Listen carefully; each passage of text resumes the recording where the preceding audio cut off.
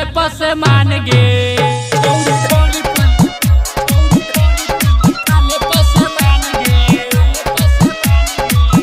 तोहर बन गेलौ गाय कर भतार गे, छौरी ढोरी पर लिखाले पस मान गे।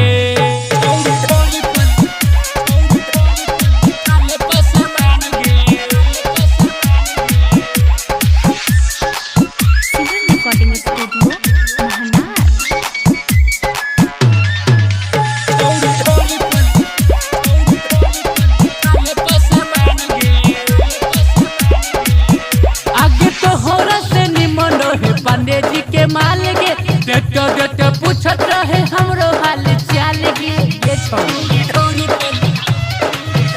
आगे तोहरा से निमन है यादव जी के माल गे, देखते देखते पूछत रहे हमरो हाल चाल गे।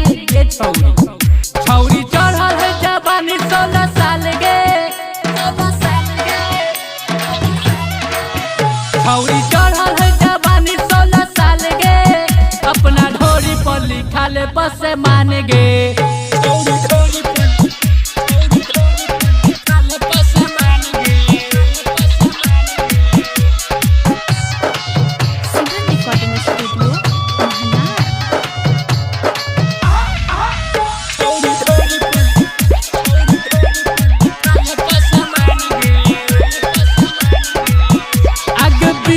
बिहारी छौरी रौतो से हाल गे, राई तो अदित वह करत बहबाल गे छौरी।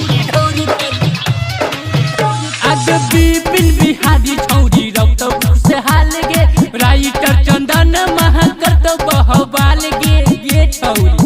पीछा छोड़तौ ना पूरे बस मान गे, पीछा छोड़तौ ना पूरे बस मान गे। छौरी ढोरी पर लिखाले बस मान गे।